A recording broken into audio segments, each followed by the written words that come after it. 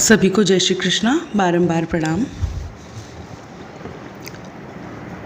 भक्त शिरोमणि मीराबाई के श्री चरणों में दंडवत प्रणाम। और इस पुस्तिका की लेखिका वीर कुंवरी सौभाग्य कुंवरी राणावत जी के श्री चरणों में दंडवत प्रणाम। पिछले सेशन में हमने श्रवण किया वृंदावन धाम में वास की मीराबाई कैसे विवश हुई कि उन्हें ससुराल छोड़ के पहले पीहर जाना पड़ा और उसके बाद वे वहाँ से वृंदावन के लिए प्रस्थित हुई। और वृंदावन यात्रा के वो विलक्षण पल हम सब ने श्रवण किए। अब आगे बढ़ते हैं।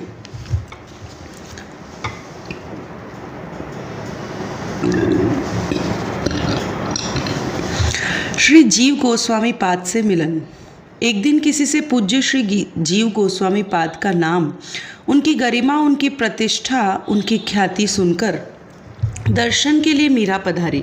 सेवक द्वारा उनकी भजन कुटिया में सूचना भेजकर वे प्रतीक्षा करने लगी। गोस्वामी पाद किसी स्त्री का दर्शन नहीं करते। सेवक ने कुटिया से बाहर आकर कहा। मीरा हंसकर खड़ी हो गई। धन्य है श्री गोस्वामी पाद।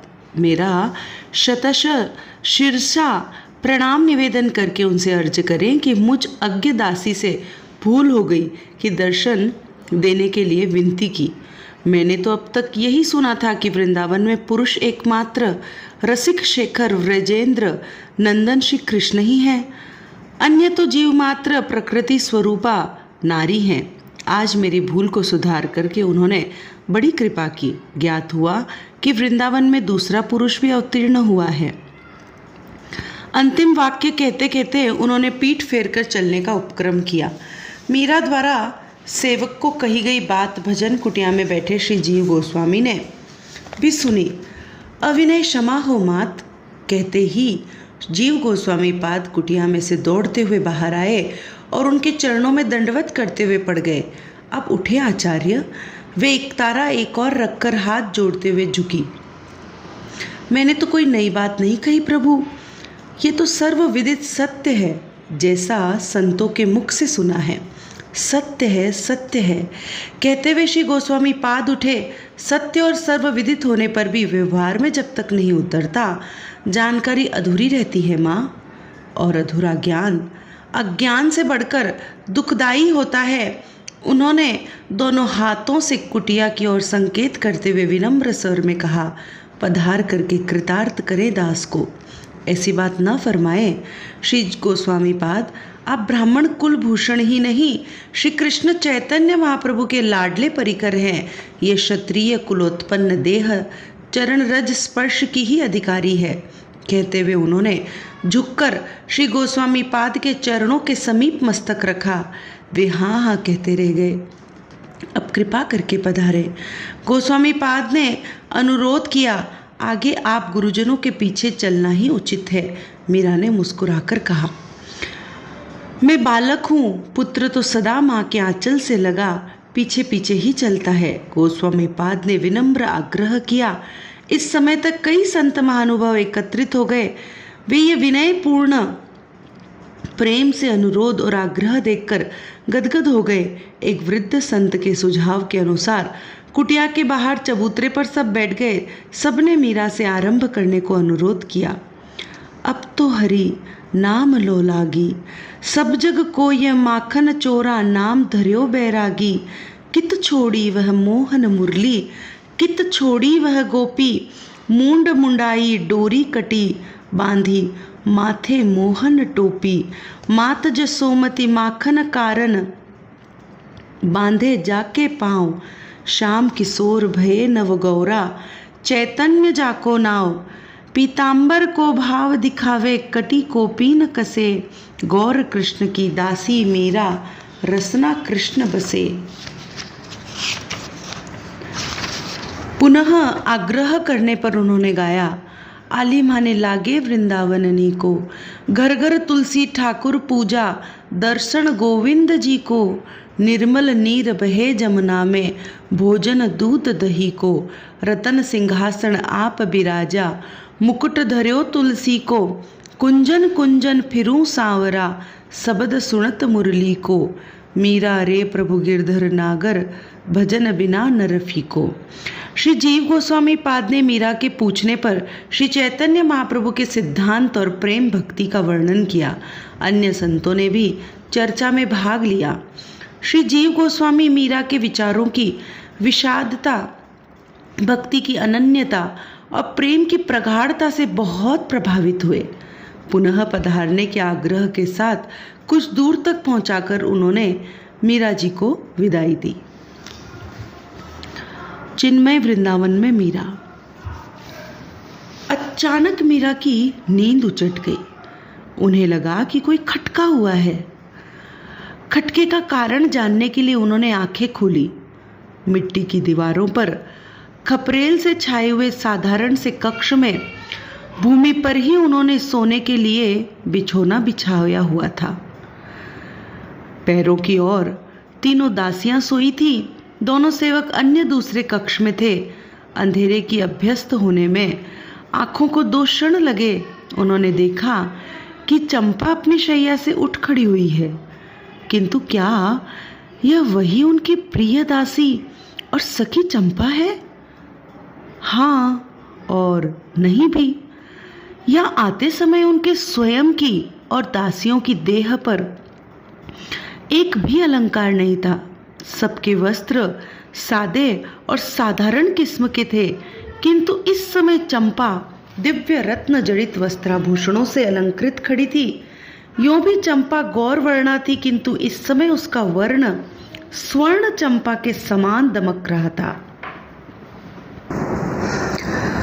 उसके नील वर्ण वस्त्र, गुजरियों के समान ऊंचा घेरदार घाघरा, कंचुकी और ओढ़नी, पैरों में मोटे 84 घुंघरू के नुपुर गूंथे जड़े, हाथों में 2 मोटे मोटे स्वर्ण कंगनों के बीच पतली हीरक जटित कई कई चूड़ियां थी।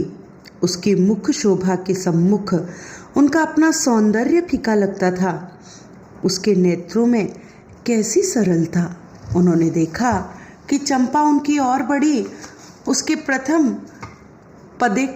पदक्षेप से नुपुरों की क्षीण मधुर झंकार ने ही उन्हें जगाया। 2 पद आगे बढ़कर वह नीचे झुकी और मीरा का हाथ थामकर बोली, माधवी उठ चल। मीरा चकित रह गई। चंपा सदा उन्हें आदरपूर्ण शब्दों से संबोधन करती रही है। यद्यपि वे उसे दासी से अधिक सखी मानती थी, पर उसने अपने को दासी से अधिक कभी कुछ नहीं समझा। वही चंपा आज इस प्रकार बोल रही है, और माधवी कौन है? क्षण मात्र में ये सब विचार उनके मस्तिष्क में घूम गए। चंपा ने उन्हें फिर उठने का संकेत किया तो वे उठकर खड़ी हो गई। मीरा ने कुछ कहना चाहा, पर चंपा ने अपनी चंपक कलिका सी अंगूठी विभूषित तर्जनी अंगुली उनके पाटल अधरों पर धरकर चुप रहने का संकेत किया। ऐसा लगता था कि इस समय चंपा स्वामिनी है और मीरा मात्र दासी। वे धीरे धीरे चलकर द्वार के समीप आई। अपने आप रुद्ध द्वार कपाट उद्घाटित हो गए और वे दोनों बाहर आ गई। मीरा ने देखा कि जिस वृंदावन में वे रहती घूमती हैं, वैसा तो ये है ही नहीं। वृक्ष, लता, पुष्प सब दिव्य हैं। पवन, धरा और गगन भी दिव्य हैं। उनकी दिव्यता कहने में नहीं आती। उसे कहने के लिए वैसे शब्दों का निर्माण नहीं हुआ। अतः एक ही शब्द को बारंबार दोहराकर सब उतार चढ़ाव को बराबर कर देना पड़ेगा। हवा चलती है तो ऐसा लगता है कि कानों के समीप मानो चुपके चुपके कोई भगवान नाम ले रहा है। वृक्षों के पत्ते हिलते हैं तो कीर्तन के शब्द मुखर होते हैं। रात्रि होने पर भी भौरे गुनगुना रहे हैं, और गुनगुनाहट और कुछ नहीं, भगवान नाममयी है। तनिक ध्यान देने पर लगता है कि संपूर्ण प्रकृति श्री राधा कृष्ण के गुणगान में व्यस्त है। सघन वन पार करके वे दोनों गिरिराज परिसर में पहुंची। गिरिराज की नाना रत्नमयी शिलाओं से प्रकाशित विकीर्ण हो रहा है। प्रकाश तरहटी में कदम्ब वृक्षों से घिरा हुआ निकुंज भवन दिखाई दिया। कैसा आश्चर्य! इस भवन की भित्तियां, वातायन आदि सभी कुछ कमल, मालती, युथिका, चमेली और मोगरे के पुष्पों से निर्मित है। गिरिराज का दर्शन करते ही मीरा को देखा देखा सा लगा। ऐसा लगता था मानो उसकी स्मृति पर हल्का सा पतला पर्दा पड़ा हुआ है। अभी याद आया कि ऊहापोह में वह चलती गई। निकुंज द्वार पर खड़ी एक रूपसी ने चंपा को देखकर एकदम प्रसन्न होते हुए कहा, अरे चंपा, आ गई तू? क्यों, बहुत दिन हो गए, चंपा ने उसे गले लगाते हुए कहा। नहीं, अधिक नहीं, अभी कल परसों ही तो गई थी तू। ये कौन? माधवी है ना? माधवी? ये सब मुझे माधवी क्यों कह रहे हैं? मीरा के अंतर में एक क्षण के लिए ये विचार आया और फिर बुद्धि जैसे लुप्त हो गई। श्री किशोरी जो, श्री श्याम सुंदर। चंपा ने बात अधूरी छोड़कर उसकी ओर देखा। आओ ना, भीतर तुम दोनों की प्रतीक्षा हो रही है। मैं तुम्हारी अगवानी के लिए ही तो यहाँ खड़ी थी। चलो, तुम्हें लिवा ले चलो। चलो रूप, कल और आज 2 ही दिन में ऐसा लगता है मानो करोड़ युग बीत गए हों। प्राणधन प्रसन्न है ना? चंपा रूपा के साथ चलती हुई कहने लगी, हाँ, सब प्रसन्न है। श्री किशोरी जो तुम्हारे त्याग और प्रेम की प्रशंसा करती रहती हैं। रूप, मेरी क्या प्रशंसा और क्या त्याग? प्राणधन श्याम सुंदर और प्राणेश्वरी श्री किशोरी जो जिसमें प्रसन्न रहे, वही हमारा सर्वस्व है। जिससे ये प्रसन्न हो, वही करने में हमें सुख है। प्रथम कक्ष में बहुत सी सखियां बैठी थी। इन्हें देखकर हंसते हुए उठ खड़ी हुई। चलो, किशोरी जू प्रतीक्षा कर रही हैं। अगले कक्ष में प्रवेश करते ही जैसे मीरा न रही। प्रेम पीयूष से उसका हृदय यूं ही सदा छलकता रहता था, पर आज इस क्षण जैसे अंग अंग रोम रोम रस सागर बन गया। उस नील घन द्युति मयूर मुकुटी श्याम सुंदर और स्वर्ण चंपक वर्णिया श्री किशोरी जो की दृष्टि उस पर पड़ने से वह आपा भूल गई। रूप और सौरभ की घनघटा छाई थी। उनकी प्रत्येक इंद्रिय रस सागर में निमग्न होकर अपना अस्तित्व खो बैठी। नेत्र उस घनश्याम चितघन वपु के सौंदर्य के सिंधु की थाह पाने में असमर्थ थकित होकर डोलना भूल गई। नासिका सौरभ सिंधु में खो गई और कर्ण तभी आकर्षण की सीमा समान उनके वे दीर्घ दुर्ग उसकी ओर हुए और कर्णों में मधु सिंचन हुआ। माधवी, तुझे माधवी कहूं कि मीरा? वे हंसे और चहुं ओर माधुर्य की लहरें उठने फैलने लगी। श्री किशोरी जी के संकेत पर चंपा उसे लेकर उनके समीप गई। मीरा और चंपा दोनों ने राशि राशि उस महाभाव वपु के स्पर्श ने मीरा की चेतना हर ली। नेत्र खुले तो वनमाली का कर कमल उसके मस्तक पर घूम रहा था। वे बड़े बड़े नयन उसके मुख पर टिके थे। मीरा के नेत्रों से आंसुओं की धाराएं बह चली। माधवी, अतिशय प्यार भरा संबोधन सुनते ही उसने आंसू भरी आंखें उठाकर देखा और दोनों हाथ कटी में लपेटकर उनकी गोद में सिर धर दिया। सिसकियों से कांपती देह पर उनका अभय कर घूमता रहा। सुन माधवी, अभी तेरी देह रहेगी कुछ समय तक इस धरा पर, उन्होंने कहा। पलकें उठाकर उनकी ओर देखा। पीड़ा का महारणव लहरा उठा मानो उस दृष्टि में। चाहे जैसे और चाहे जितने अपराध किए हों मैंने, उसने रुदन भरे स्वर में कहा, जन्म जन्म की अपराधिनी हूँ मैं, पर तुम करुणा सागर हो, दया निधान हो मेरे अपराधों को नहीं। अपनी ओर देखकर अपनी माधवी को चरणों में पड़ी रहने दो, जगत की मीरा को मर जाने दो। अब और जुदाई सही नहीं जाती, नहीं सही जाती। कलेजा फाड़ कर रुदन का वेग मानो बाहर निकल पड़ना चाहता हो, ऐसे वह दबी दबी घुटी घुटी आवाज खो गई। माधवी, गला भर आया। करुणार्णव के नेत्रों से कई बूंदें उसके मस्तक पर चू पड़ी। चौंक कर मीरा ने सिर उठाया। उनकी आंखों में आंसू देखकर वह व्याकुल हो उठी। मैं रहूंगी, रहूंगी, जहां कहो वहीं रह लूंगी। आप प्रसन्न रहें मेरे स्वामी, आप प्रसन्न रहें। उसने अपने अंचल से कमल दीर्घ पहुँच दिए। प्राकृत देह से कोई यहाँ मेरी कृपा बिना प्रवेश नहीं कर सकता माधवी। यहाँ केवल भाव देह अथवा चिन्मय देह का ही प्रवेश हो पाता है, किंतु अब तेरी देह पूर्णतः प्राकृत नहीं रही। यहाँ प्रवेश पाकर यह देह अलौकिक हो गई है। भले ही देखने में साधारण लगे, पर वैसी है नहीं। तेरी इस देह को न अग्नि जला सकती है, न जल डुबा सकता है, न पवन सुखा सकता है। वर्षों तक पड़ी रहने पर भी यह देह विकृत नहीं होगी। तेरी यह देह धरा पर रहने के योग्य नहीं है। किंतु किंतु किंतु क्या मेरे प्राण? अपनी सेविका से कैसा संकोच? जो भी हो फरमा दो। दासी वही करेगी जो प्राण संजीवन को प्रिय हो। संसार में रहकर कुछ वर्षों तक भक्ति भागीरथी प्रवाहित कर माधवी।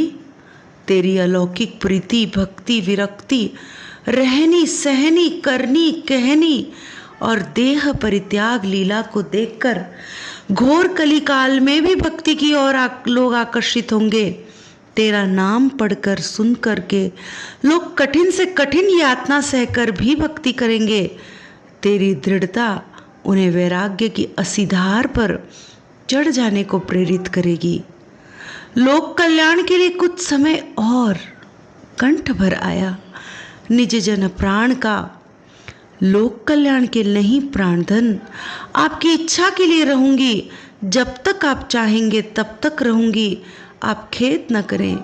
मीरा उठकर हाथ जोड़कर घुटनों के बल बैठ गई। खेद नहीं माधवी, मुझे तो स्वयं ही तेरा वियोग असह्य हो जाता है। मैंने ही तो तुझे इस आनंद सागर से दूर जा पटका। अत्यंत कठोर हूं मैं। उन रत्नारे नेत्रों में आंसू देखकर मीरा घबरा गई। जीव अपने ही कर्मों से कष्ट पाता है प्रभु। आपने पल पल मेरी संभाल की है। आपकी कृपा ने प्रत्येक विपत्ति को फूल बना दिया। वह उठकर जाने को प्रस्तुत हुई।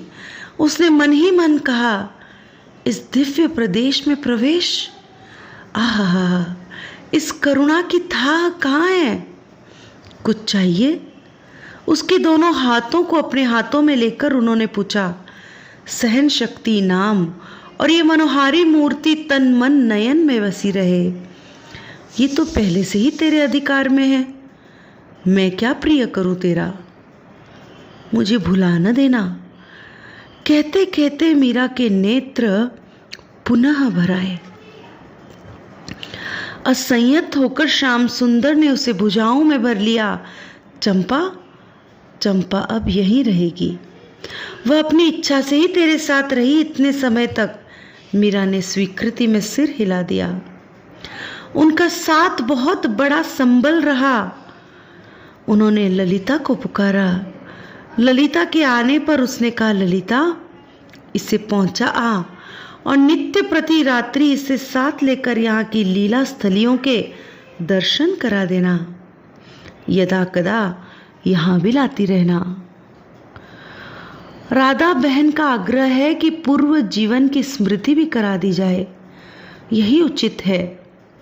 स्थान और समय देखकर हो, अन्यथा वह ध्यान में रख लूंगी, ललिता ने कहा। श्री किशोरी जी के दर्शन कर लूं, मीरा ने कहा। चलो, कहकर ललिता ने उसे साथ लेकर निकुंज महल के द्वार की ओर चली। करुणामयी कहते हुए मीरा ने उन अमल धवल चरणों पर अपना सिर रख दिया। उठ बहन, तेरे कलुष का निवारण हुआ, कहते हुए श्री किशोरी जी ने उसके मस्तक पर हाथ रखा। जब तक तुम वृंदावन में हो तब तक यह ललिता तुझे सब कुछ समझाएगी और दिखाएगी। तू अधीर न होना भला। श्याम सुंदर अनंत करुणा वरुणालय हैं, इनके प्रत्येक विधान में जीवन का मंगल ही मंगल निहित है, अतः घबराना नहीं। अंत में तुम मुझे ही प्राप्त हो जाओगी। श्री जी ने अपने मुख का प्रसादी पान देकर पूछा, और कुछ चाहिए? ऐसी उदार स्वामिनी से मैं क्या मांगू, जो सब कुछ देकर भी पूछती है कि क्या चाहिए। अब तो बस मात्र चरण रज का आश्रय ही चाहिए, कहते हुए मीरा ने उनके चरणों के नीचे की धूली मुट्ठी में उठाकर अपने अंचल के छोर में बांध ली। प्रातः उठने पर चमेली ने पूछा, चंपा नहीं दिखाई देती भाई सा हुकुम? मीरा की देह और मन में रात के दर्शनों की खुमारी भरी हुई थी, वे कुछ भी सुन नहीं पा रही थी। उन्होंने अपना पल्ला टटोला, गांठ खोलकर चुटकी रज मुख में डाली और थोड़ी मुख पर हृदय पर मल ली। चमेली समझ ही नहीं पाई। फिर उसने सोचा शायद किसी महात्मा की चरण रज है, पर यह चंपा कहाँ गई? मीरा मानो उन्मादिनी हो गई। रात के दृश्यों का पुनरावर्तन होता रहता उनके मानस नेत्रों के सम्मुख, और वे कभी हंसने, कभी रोने और कभी गाने लग जाती।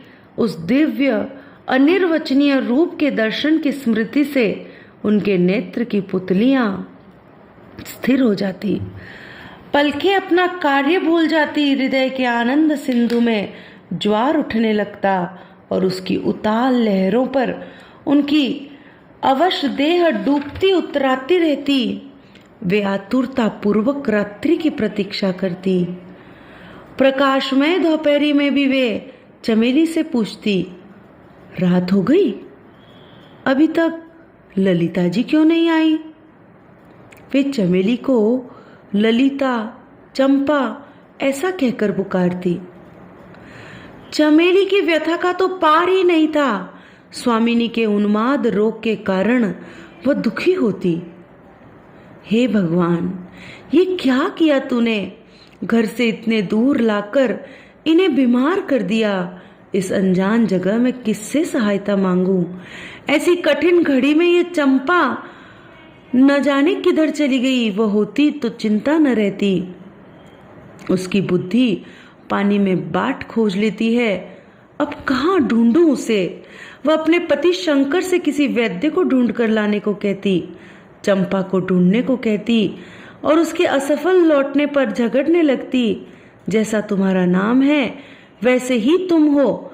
खाए बिना ही भांग धतूरे का नशा चढ़ा रहता है तुमको। पेट भरकर खाया और पैर पसार कर पड़े रहे। चित्तौड़ और मेड़ता क्या छूटा, तुम बादशाह बन गए। न किसी की चिंता है और न कोई फिक्र। खाने को पेट भर मिलता है ना, फिर क्या चाहिए? क्यों आए यहाँ? बीच में ही केसरबाई आकर टोकती, जीजी ऐसे धैर्य खोने से कैसे काम चलेगा? अपना सारा क्रोध, सारा दुख, सारी चिंता तुम जीजाजी पर निकाल देती हो। आंधी पानी की भांति बरसने लगती हो। पहले उनकी हालत तो देखो। सारे दिन न जाने कहां कहां भटक कर धूल भरे जब लौटते हैं तब तुम एक लोटा पानी को नहीं पूछती, उनके उतरे हुए मुख को नहीं देखती, उनकी आंखों में तैरती हुई निराशा युक्त वेदना नहीं देखती, बस खरी खोटी सुनाने लग पड़ती हो। कभी सोचा तुमने कि इस अनजान प्रदेश में, जहाँ इनकी भाषा कोई नहीं समझता और ये किसी की बात नहीं समझ पाते, वहाँ केवल आंखों की पहचान के बल पर वैद्य या चंपा जीजी को ढूंढ लेना सहज है? कितनी बदल गई हो। तुम्हारा चित्तौड़ छोड़ते समय तक का कैसा ठंडा स्वभाव था और अब कितनी चिड़चिड़ी हो गई हो। तुम ऐसी हो जाओगी तो हम बालकों का क्या होगा? मैं तो निरी अबोध हूं, तुम्हारी छत्र छाया में रहकर पलती आई हूं। अब तुम्हें धीरज खोते देखकर और बाईसा हुकुम की ये दशा देखकर मुझे बहुत भय लग रहा है जीजी, बहुत भय लग रहा है। केसर को रोती देखकर चमेली ने उसे हृदय से लगा लिया। क्या करूं बहन, हम गढ़ की बड़ी बड़ी लंबी लंबी दीवारों के भीतर रहने की आदी हैं और बाईसा हुकुम भी। चित्तौड़ और मेड़ते में तो ये फिर बंदी रहती थी, यहाँ आकर तो जैसे चारों दिशाओं के कपाट खुल गए हैं। जहाँ कहीं किसी संत का समाचार पाया कि तंबूरा उठकर पधारने लगती हैं। इनके चरण देखे तुमने? यहाँ आने के पश्चात पगरखी को भूल से भी धारण किया हो कभी? फूलों से कोमल सुंदर पद घायल और धूल भरे देखती हूं तो छाती फटने लगती है। आवेश तो इन्हें पहले भी आता था, पर इस तरह तो नहीं देखा कि कभी हाथ पैर लंबे हो जाएं और कभी कछुआ की तरह सिकुड़ कर गठरी बन जाएं। मेरी बहना, अपना दुख किससे कहूं मैं? बाईसा हुकुम की हालत देखकर भय से मेरे प्राण सूख जाते हैं। इस पर एक बात और कि घड़ी घड़ी में ये बाबा लोग चले आते हैं। ये कहते हैं, महाभागा मीरा माँ कहाँ है? मेरी मीरा मैया कहाँ है? संत शिरोमणि मीरा जी की जय हो। वे बाबा लोग बाईसा हुकुम का दर्शन करते ही उनकी दशा देखकर चिंता करने के बदले धन्य हो कहते हैं और चरणों में लौटने लगते हैं। इनकी चरण धूली सिर चढ़ाने लगते हैं। तब ऐसा लगता है कि मैं पागल हो जाऊंगी। इनकी जिस दशा के कारण हम भय और चिंता से सुखी जा रही हैं, वही उनके हर्ष का कारण है। ऐसे में ये चंपा भी हम दुखनियों को छोड़कर न जाने कहाँ जा बैठी है। उसे तनिक भी दया नहीं आती हम अभागिनों पर। जरा भी ख्याल नहीं आया अपनी भोली स्वामिनी का। बोल, क्या करूं मैं? वह केसर को गले लगाकर रो पड़ी। उसे देखकर शंकर और किशन की भी आंखें बरसने लगी।